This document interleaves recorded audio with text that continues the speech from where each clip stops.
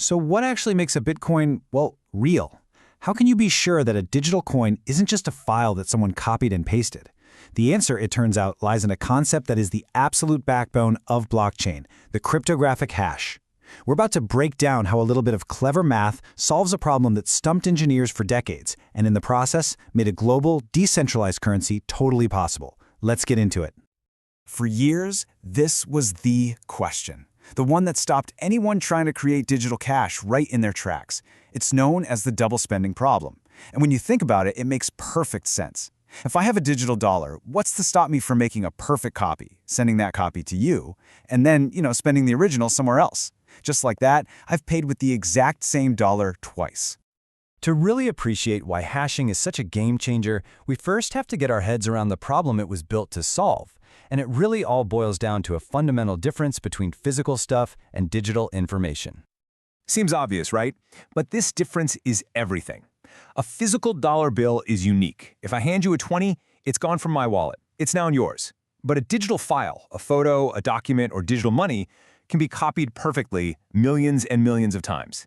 And that one simple fact made a purely digital version of cash seem pretty much impossible for a long, long time. So the solution we've always used has been to just stick a middleman in there. A bank, a credit card company, some kind of central authority that keeps the official ledger and makes sure you can't spend the same money twice. But as Satoshi Nakamoto pointed out, this whole trust-based model has its own weaknesses and, of course, costs. The real goal was to build a system that didn't need it at all. And this is where we get to the really elegant solution, a cryptographic tool that acts like a unique, totally unforgeable fingerprint for any piece of digital data. Enter the hash function. Okay, so what is it?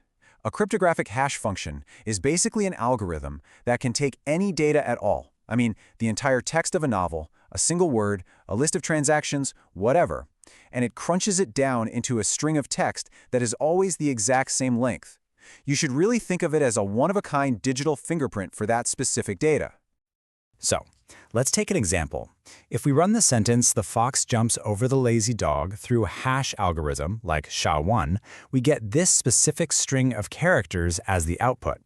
And no matter how many times we hash that exact sentence, that fingerprint will always be the same. Always. But here's where the magic happens. Watch what happens if we change just one single character. Let's swap the F in fox for a C. The result is a completely different hash. Not just a little different, it's totally unrecognizable.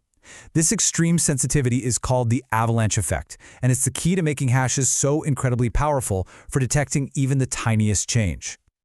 Now, for a hash function to be truly secure, it needs 3 cryptographic superpowers. First up, pre-image resistance. This means it's a one-way street. You can't take the fingerprint and work backward to figure out the original data. It's irreversible. Next, second pre-image resistance. If you have a piece of data and it's hash, it's basically impossible to find a different piece of data that gives you that exact same hash. And third, collision resistance. It's practically impossible to find any 2 random inputs that just happen to create the same hash. These 3 rules are what make the entire system work. Okay, so those properties are our fundamental building blocks. Now let's see how they're actually used to build that secure, interlocking chain of transactions that we all know as a blockchain. All right, here's how it all comes together. First, a bunch of new transactions are gathered up into a block. Then, a unique hash, its digital fingerprint, is calculated for that block. Now here's the genius part. The next block in the chain actually includes the hash of the block that came before it. This creates a cryptographic link, a chain, where every single block reinforces the one before it. But wait, what stops someone from just quickly creating a fake chain of their own? That's where proof of work comes in. To add a new block to the chain, network participants, who we call miners, have to solve an incredibly difficult mathematical puzzle. It's kind of like a global lottery where their computers are just guessing trillions and trillions of numbers. Winning requires an immense amount of computational power and electricity.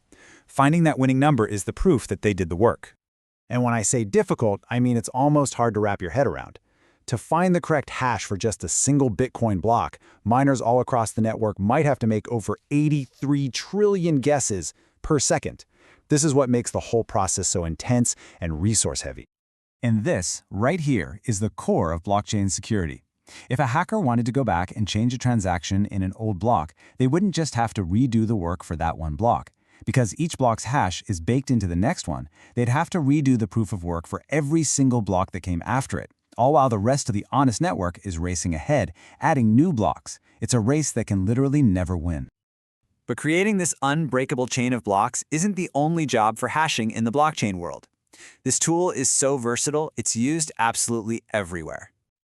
Yeah, beyond just linking the blocks together, hashes do a ton of other work. They're used to create something called Merkle trees for really efficient data verification. They're also essential for the digital signatures that prove you actually own your funds. And you even use them every day outside of crypto, like in how websites securely store your passwords without ever knowing what they are. Merkle trees are especially clever. Instead of hashing all the transactions in a block in one big go, they're hashed in pairs. Then those hashes are paired up and hashed, and so on until you get one single root hash at the very top. This means you can quickly prove that a single transaction is part of a block without having to download and search through all of the block's data, which is a huge efficiency gain. Of course, not all hash algorithms are created equal. Some of the older ones, like MD5 and SHA-1, have been found to have serious vulnerabilities. We found collisions with them, which makes them insecure for things like this. That's why Bitcoin uses SHA-256, which remains the secure gold standard for the industry. So, let's bring all of this home. What's the really profound idea behind all this clever math? Well, it's a fundamental shift in the very nature of trust itself. Here's the most important takeaway.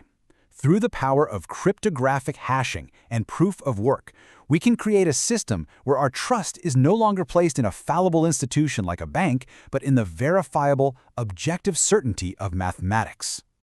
And you know, this idea is just perfectly summed up in the final sentence of the original Bitcoin white paper. The goal wasn't just to create a new kind of money. It was to create a new way for people to interact and transact directly with each other, based on mathematical proof instead of blind trust. And that leaves us with a final and pretty powerful question. We've just seen how cryptographic proof can secure a global currency. So what other systems that we rely on every single day, from voting to supply chains to our own digital identities, what else could be rebuilt not on the word of a trusted few, but on the unwavering foundation of math? That's definitely something to think about. Thanks for tuning in.